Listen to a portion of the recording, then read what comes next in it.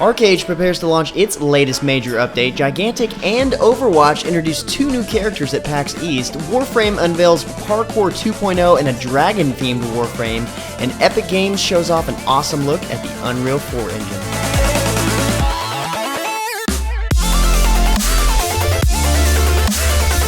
What's happening, guys? James Blonde here with MMOHuts.com with a not-so-quick weekly recap for MMO news and announcements for the week ending March 9th, 2015. And starting out this week's news is just another quick reminder that the first closed beta for Skyforge starts this week on the 11th, but you guys probably already knew that.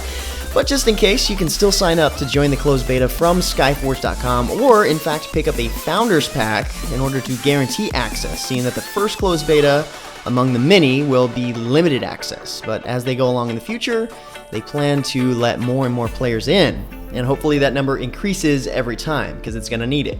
Most of this week's news comes from quite a few announcements at PAX East, and we've got some really nice coverage to follow that up. First up, Trion Worlds showed off new content for all 4 of its games at the show this past weekend. Starting off with Rift, we got a little more insight into update 3.2. According to the Rift developers, there's a lot more going on in the elemental plane of water. New portions are opening up that are described as an icy zone on the edge of the cosmos. A monstrous, half-frozen entity waits for players in this location where they will journey into his insides in order to do battle. Also look forward to instant adventures in this now massive zone, which can drop you anywhere in the area to fight a variety of encounters. Then, of course, at the show, we got a new look at Hammernell, which is now being updated to a level 65 area, increasing the game's level cap in the process. On the downside, though, this update is coming later on in the year, but it also includes a 3-arc story, new quest, and the whole shebang. For now, Trion is celebrating Rift's 4th anniversary, and there's plenty to take in from that alone. So check out the links in the description below to pick up on all the details. ArcheAge showed off new content for their first expansion, launching tomorrow, March 10th. The expansion, or more or less glorified content update, is called Secrets of Ionad, and brings with it an increase in level cap to 55, which in turn evolves several of the in-game areas to meet the new need for growing power. New quests have also been introduced in these areas, and each level after 50 awards an additional skill point, which now increases your overall skill cap from 23 to 28. This allows for new combos and greater flexibility in your available specs, and along with the new obsidian weapons, makes hybrid characters even more relevant in all aspects of the game. On top of this is access to new level 55 abilities, 10 to be exact altogether, that further diversify your options when building your class. For Defiance, we learned that the Alcatraz hub is coming, which includes a social, non-PvP arena in addition to many other features already in place. Looks just like Alcatraz on the outside, minus the whole gigantic alien tentacle, of course, but on the inside it acts as a safe area where players can gather and interact with each other. It's something that we didn't quite see in the game beforehand. Expected to hit the servers on March 17th, Alcatraz also features a new co-op mode where up to 4 players can take on some new foes in new areas. And in this, the deeper you go, the better the rewards are. Plus, the more players you have, the harder it ultimately becomes. Along with this, there are new enemies that greatly resemble mini-bosses. So basically, in this new update, you can expect smarter, more violent encounters with enemies sporting new skills that will force you to constantly change your cover to stay one step ahead of the game. So like I said, Trion had a lot to talk about with all of its games, so be sure to pick up all the new info from our written recaps at MMOHuts.com from the links in the description below. Also at the show this past weekend, Guild Wars 2 showcased 2 first-ever live demos for the new Heart of Thorns expansion. The first demo is focused on the first few steps of the journey into the heart of Maguma Jungle as the brand new Revenant profession. This demo also showcased the new Mastery system, which is ArenaNet's new approach to introducing in-game progression into the game. The second demo focuses on the new Stronghold PvP game mode, which is supposed to introduce new strategy and roleplay into PvP, with a mode where teams become either pirates or knights, who must then infiltrate and defend ground in order to kill the enemy lord. Sounds pretty cool. Check out our upcoming dev interview to get a better insight on all these new features. Another exciting title with exciting news from the show is Gigantic. The news here is that Motiga announced that Gigantic is going to be a key launch title on Windows 10, and that the game is also coming to the Xbox One. It's a simple statement, but it says a lot. According to the official post from the news page on GoGigantic.com, it represents something bright, refreshing, and fun in a sea of sequels and knockoffs. Well said. It also means that the team working on Gigantic is going to get a lot bigger and production should happen a lot quicker. At PAX East this past weekend, the team introduced 2 new characters, Aisling and Wu. Aisling is a little girl that has a ghost that has haunted her sword, giving her, among other things, a spectral ability that makes her weaker while away, but more powerful when near the spirit in her sword. And the second character is Wu, who is a martial arts master that links his skills and tricks together to perform different abilities. Thankfully, Dizzy PW got an exclusive interview with Motiga's concept artists to get all the details, so look forward to that really soon. Also from the show, we got several new announcements from Blizzard, including Overwatch. At the show, they introduced 2 new characters as well as a new map. Zarya was introduced as kind of like a TF2 heavy-looking, tank character. Apparently supposed to be one of the world's strongest women who now uses her strength to protect her family, friends, and country. She seems to have some abilities that protect herself and protects her allies, as well as groups up allies or enemies together in one spot. Either way, the gameplay looks freaking sweet on this game. And the other character is McCree, who is a gunslinger outlaw for hire who seems to be set up a lot like Nisha from Borderlands, a pre-sequel, in my opinion, with a single fire and multi-fire capabilities, as well as multi-target lock-on and flashbang grenades. Who doesn't like that? Other than these 2 characters and the new map, no other announcements unfortunately for Overwatch as of yet, so keep hoping and looking forward to beta sometime this year.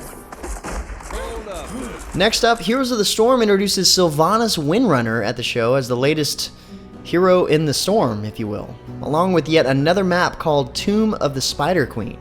Sylvanas is a sneaky and evil specialist hero who specializes in high DPS and siege damage, corrupting and cursing towers and minions to shut them down, quite literally.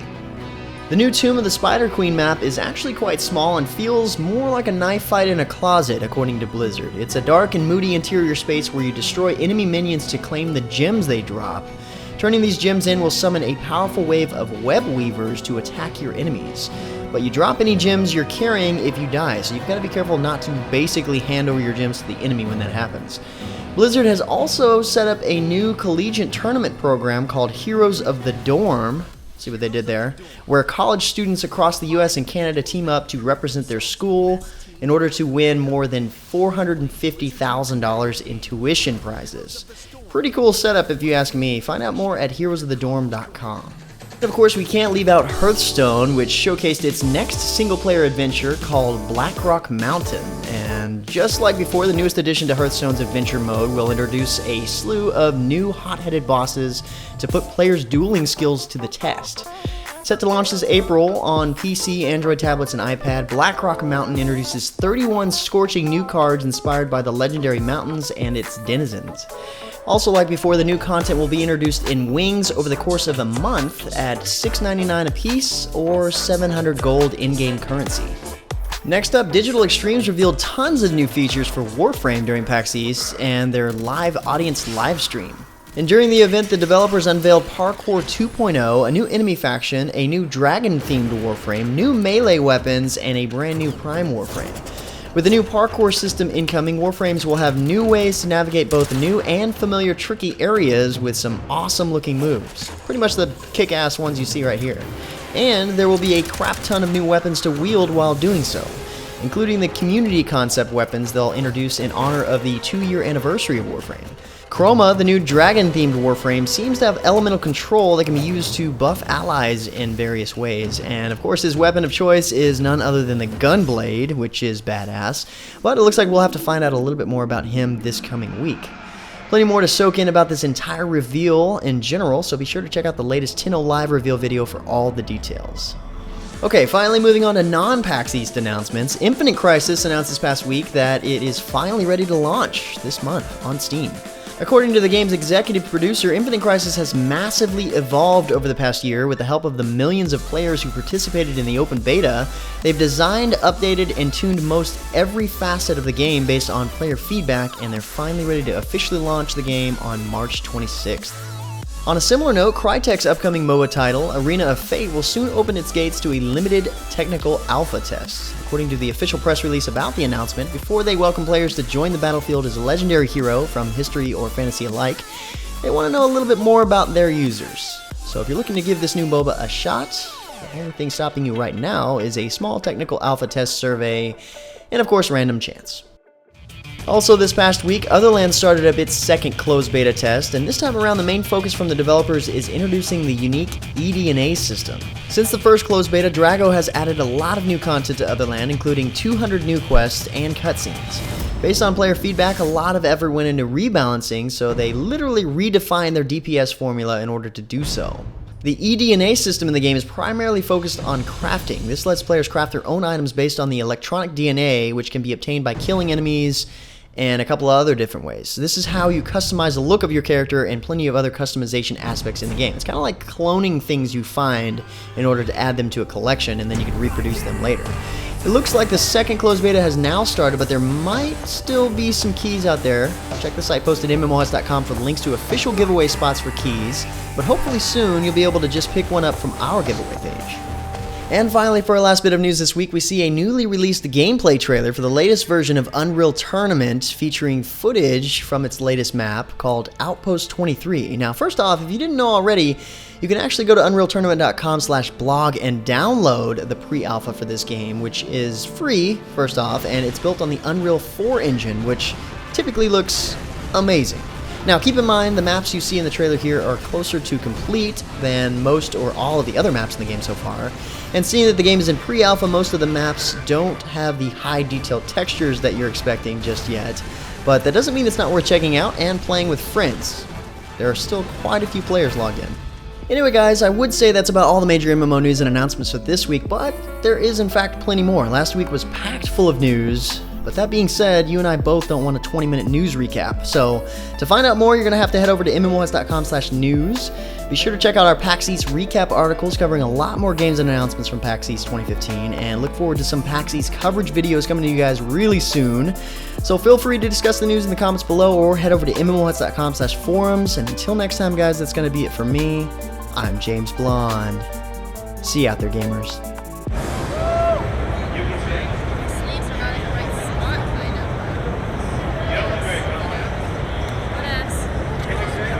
Yeah. What? Oh, you're already recording? Yeah, yeah. You're crazy. No, with this. How am I supposed to? I'm just supposed to. What's up? I don't know where they're recording from. I'm recording through the glasses.